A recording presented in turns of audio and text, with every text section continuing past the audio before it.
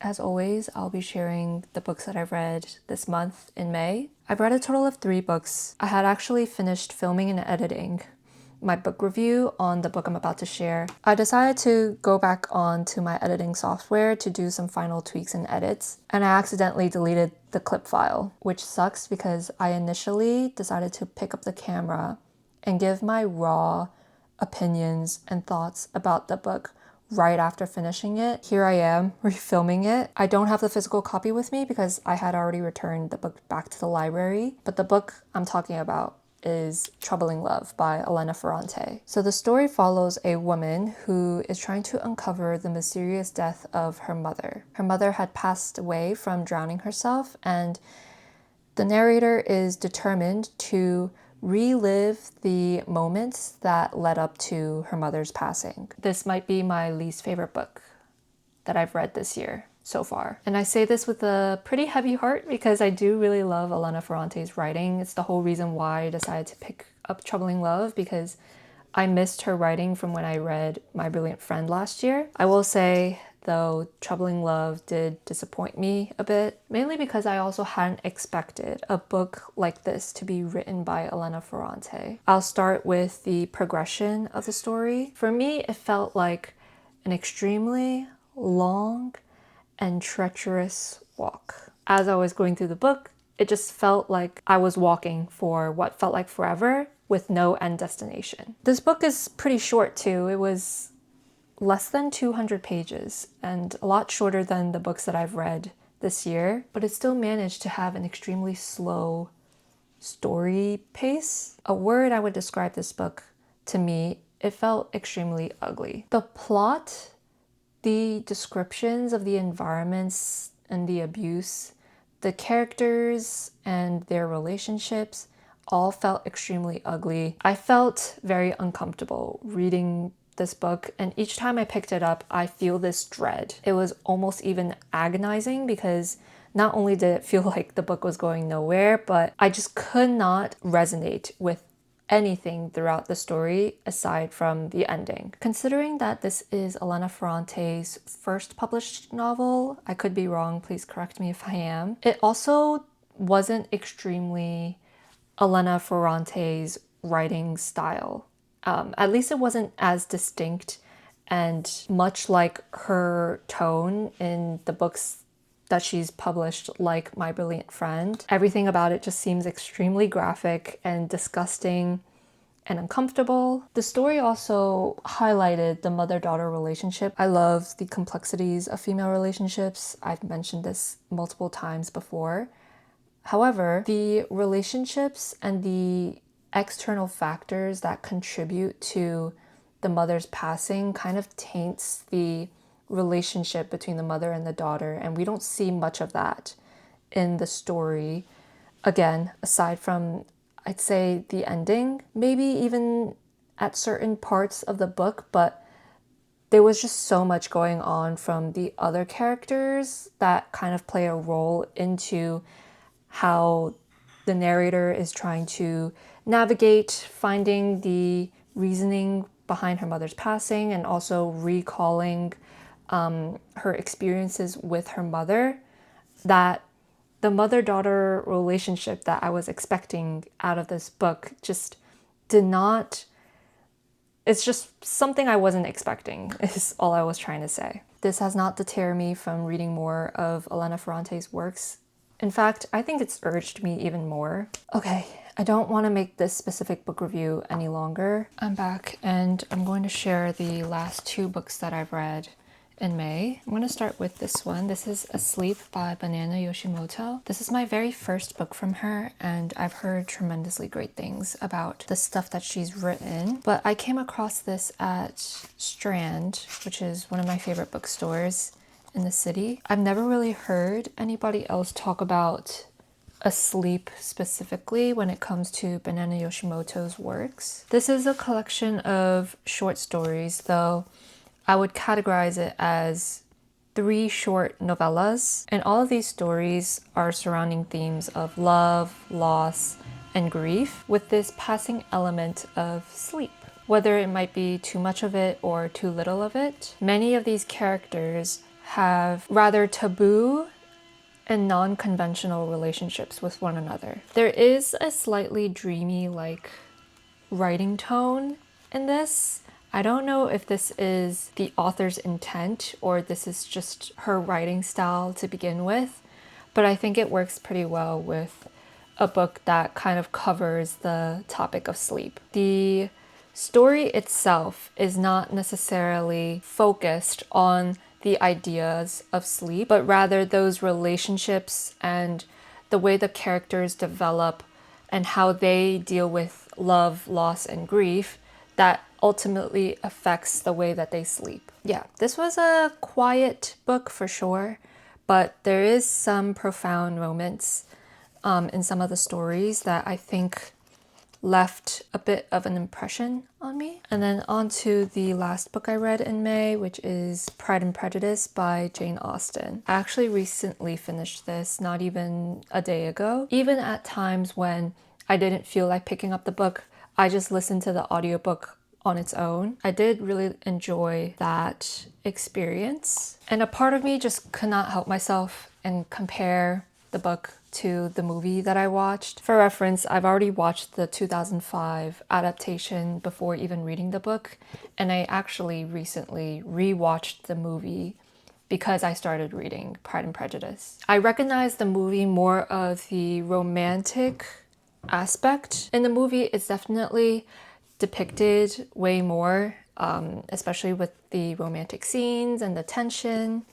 In this one, I felt it too. However, there was more of this class and social status hierarchy theme that I noticed much more than I did in the movie. Obviously, the relationships that the characters have in both the movie and the book essentially makes up for the entirety of the plot. But even though it was slightly shown differently in the movie, getting to read about some of the relationships that were not extremely present in the movie through the book adds more depth to the originality and the purpose of what this book was trying to even give out to the public. I like the fact that each character kind of has their own part in the story.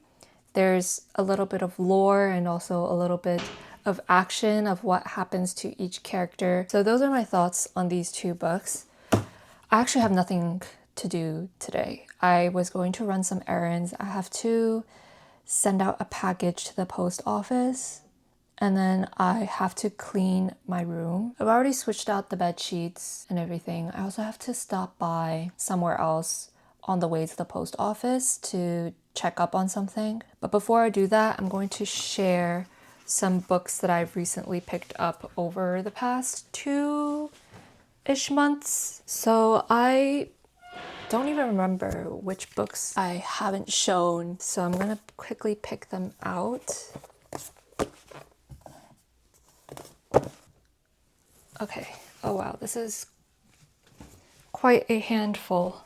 These are including the books that I picked up in the UK as well. I don't think I really went into depth about the books that I picked up. So these were the 3 that I chose out. I have Drive Your Plow Over the Bones of the Dead by Olga Tokarczuk.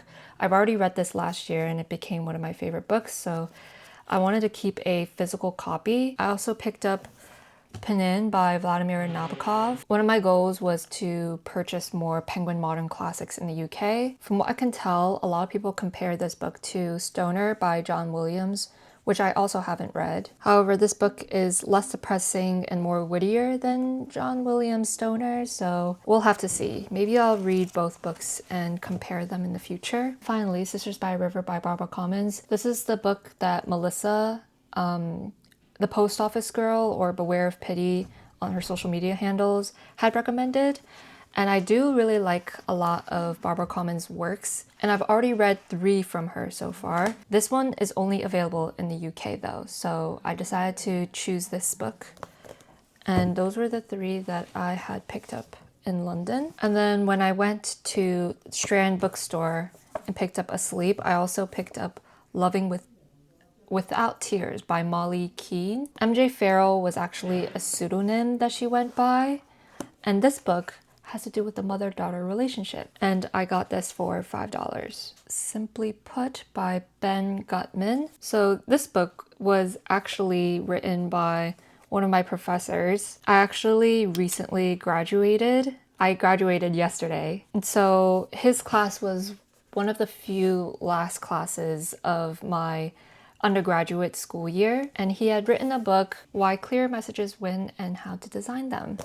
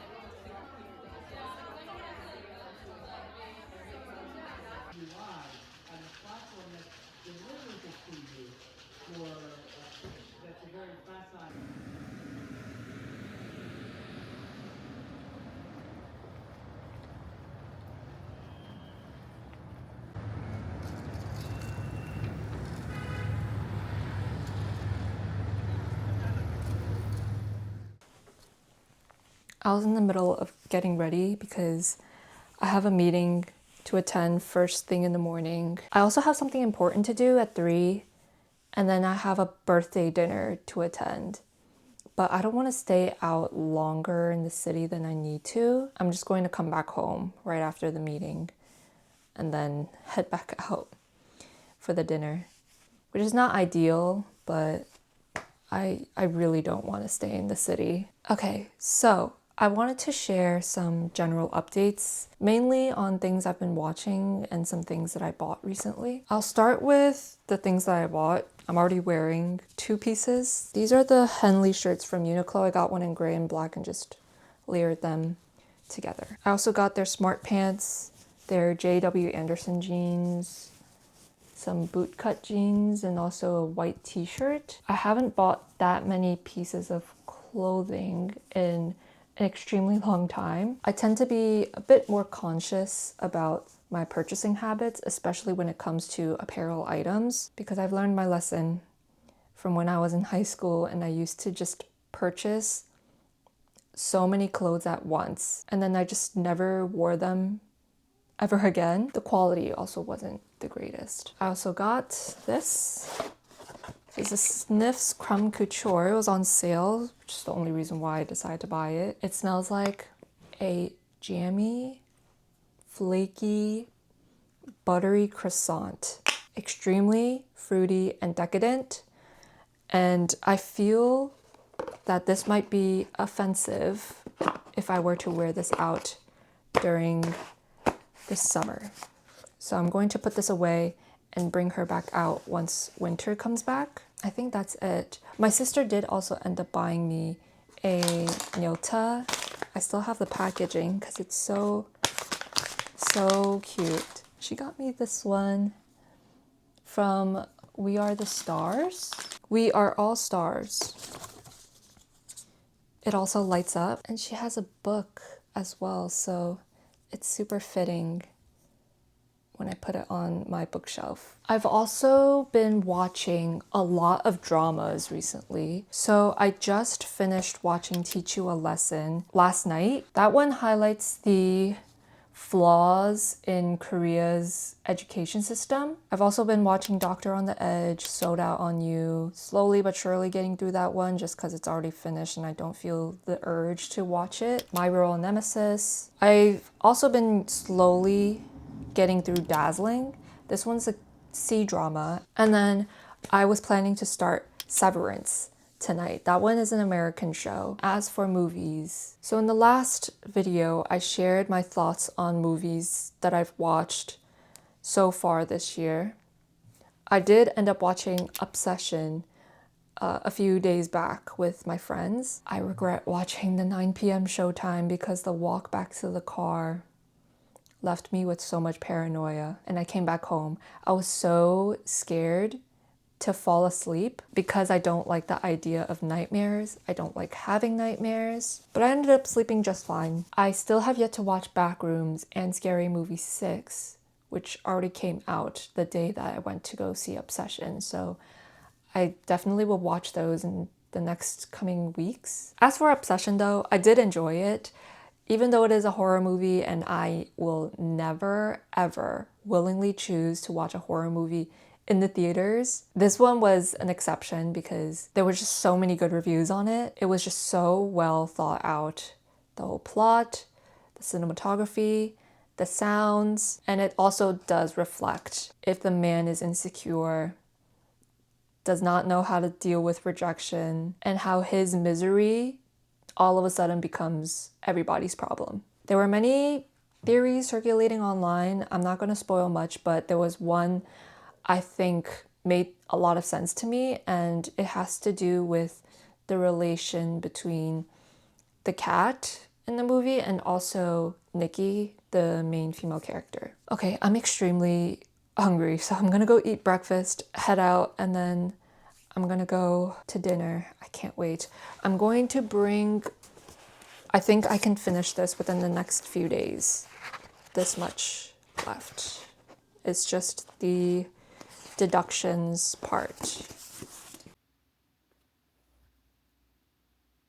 I just finished reading Strange Buildings by Uketsu, and oh my goodness, I keep doing this to myself. I was reading the very last chapter or section of this book, which is Kurihara's Deductions. And that kind of sealed the deal. As I was reading this, it left the same impression that I had when I first read Strange Pictures. A very chilling, mysterious, and unsettling nervousness. And because I was reading this right before I was about to go to sleep, I was very spooked out.